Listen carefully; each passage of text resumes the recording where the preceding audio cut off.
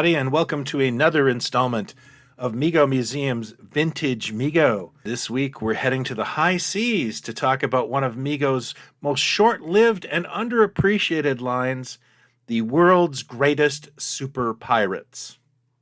The world's greatest super pirates line was created in 1975 and was a follow-up to Mego's 1974 production of some public domain characters such as the American West line and the Mad Monsters line. This was a way to pad out the selection of 8-inch Mego characters without paying license fees. Mego would jump on some popular themes from movies and television past. This included this year the Super Knights, the Robin Hood assortment, or the world's greatest merry men, and our subject today, the Super Pirates.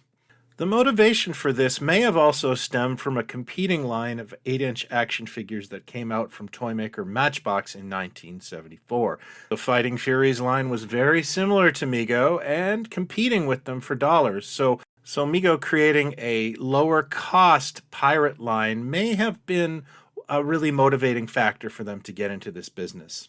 I will be touching on the Fighting Furies in an upcoming episode of Toy Ventures. The line consisted of 4 characters, and because of not having to pay license fee, but charging basically the same as they would for superheroes, Mego was able to up the detail and add more accessories than they normally would. This made for a very attractive and colorful set of figures. So let's go through the roster of pirates. Blackbeard came 7 per case in the assortment, and he is based on real-life bad guy Edward Teach, who he really knew how to promote his brand, and that's probably why there's an action figure of him some 300 years after his demise. Mego gave him kind of the girthier body to give him the impression of being larger. His outfit has some really nice gold details. His accessories include a hat, 2 pistols, and a sword, and that sword was also used as the foil for Palitoy Zorro. Blackbeard has a tremendously gregarious head sculpt, which would be knocked off later on for an action figure sold in religious stores called Judah Maccabee. Jean Lafitte was packed 3 per case, making him the scarcest. This figure is based on the real historical figure, and he's an interesting one to boot. Not only was he a privateer and smuggler, but he's something of an American hero as he protected Louisiana from the British in 1815. Lafitte has no sword, but he comes with 2 pistols and a really neat hat. Now, in terms of the head sculpt, I've always felt that Lafitte is based on Mego's Shazam sculpt, but heavily retooled. I have no evidence to that. There's just a sameness to it. I don't know if you guys agree with me. Let me know in the comments. He is, by the way, one of the rarest and most elusive of the super pirates because he was short-packed. Long John Silver came 7 per case and is the only character in the Super Pirates line based on literature. He is from Robert Louis Stevenson's classic Treasure Island and restaurants.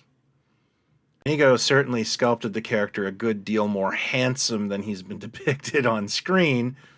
They also went all out and included a peg leg, a sword, a knife, and a parrot for his shoulder. Long John Silver's head sculpt is actually the Green Arrow, or maybe the Green Arrow is based on Long John Silver.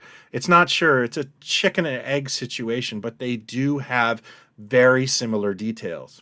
Long John Silver also provides us with one of the few variations in the Mego Pirates, in that the difference between the Type 1 and Type 2 versions are the peg legs are reversed. Captain Patch, who came 7 per case, is a curiosity in this line. He actually doesn't have any sort of historical or fictional reference. He is a completely generic character, and that makes him kind of the odd man out in this line. He is, however, an excellent-looking figure. He's very bright and colorful like the rest, and pirates did like to wear bright, colorful items and silk.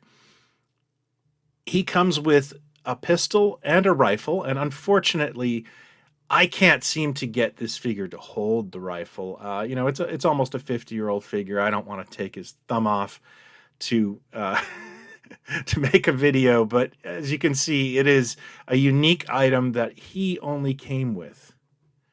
Captain Patch would have a second life after Mego. He would be knocked off and sold as a generic pirate figure to, ironically, sell unsold Fighting Furies outfits. He would be inserted into the package because the dolls were long gone. This also happened with Action Jackson outfits and the creation of a character called Captain Eagle. The Super Pirates were sold on Type 1 and Type 2 bodies, the Type 2 being more difficult to track down, and mainly sold in Europe, where it seems these kind of themes were more popular with children. There are no real packaging variations for the foreign versions other than possibly Marks, who distributed in Europe, or Toll Toys stickers from Australia. The Super Pirates line was a failure for Mego. It only lasted 1 year, while all the other Legends lines, which Marty Abrams called a disappointment, they lasted at least 2 years. I think the failure of this is possibly there just was too many pirates on the market, or perhaps that buyers just weren't interested in more pirates. It definitely was kind of an esoteric theme at the time. However, the sales history doesn't diminish the fact that it's one of Mego's more gorgeous 8-inch lines. A lot of love went into this. This is a really nice looking toy line, and it is one of my favorites of the Legends. They're all pretty nice, but there's just a nice colorful energy to the pirates. They really pop out of their boxes, and they just look gorgeous. The pirates were reproduced in the 2000s by Classic TV Toys, aka Figures Toy Company. And for what I can see, they are very faithful reproductions. I know they fool me every time I walk into a toy show or flea market. They look really terrific, and it is a cost-effective way of getting pirates. Thank you, everybody, for watching my take on the Mego World's Greatest Super Pirates. If you are new to this, I hope you will consider hitting like and subscribe. This is what I do every week. I would love to know your thoughts on this line. Is it something you'd like to see Mego bring back? Is it something you remember as a child? Let me know in the comments below. Until next time, take care, talk toys, not others. Cheers. And if you want to learn more about Mego's Legends, I've done a couple videos right here on this same subject.